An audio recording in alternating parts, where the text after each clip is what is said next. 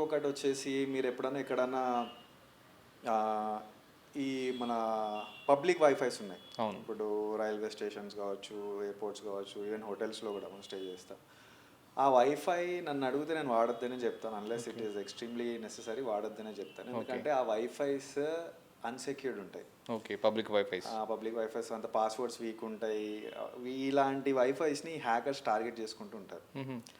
Target but చేసుకొని ఎక్కువ మంది పబ్లిక్ వైఫైని బాగా యూస్ చేస్తుంటారు. వాడతారు. మనం ఫ్రీగా హోటల్స్కి వెళ్ళినా వస్తుంది యూస్ కదా, చేస్తాము, మనం మెట్రోకి వెళ్ళినా యూస్ ఫ్రీగా చేస్తాము. వస్తుంది కదా, ఫ్రీగా వస్తుంది. సో వీటి మీద మంచి టాపిక్ మీరే చెప్తున్నారు, నేను అడగకముందు మీరే వాడొద్దండి. అన్నారు. సో ఎంతవరకు వీటిని వాడొద్దు, అసలు అస్సలు వాడద్దు. వాడకూడదు. అన్లెస్ ఇంకా ఏదైనా అర్జెంటుగా ఆఫీస్ ఈమెయిల్ పంపాలి, కంప్లీట్లీ నెససరీ అయితే తప్ప వాడకూడదు. ఎందుకంటే అవి అన్సెక్యూర్డ్ ఉంటాయి, వైఫై స్ట్రాంగ్గా ఉండవు. అండ్ హ్యాకర్స్ అనేది ఇలాంటి వైఫైస్ని చాలా టార్గెట్ చేస్తుంటారు. ఎందుకంటే బికాస్ అలాంటి వైఫైస్కి చాలామంది కనెక్ట్ అవుతారు కాబట్టి ఈజీ టార్గెట్స్ అనమాట.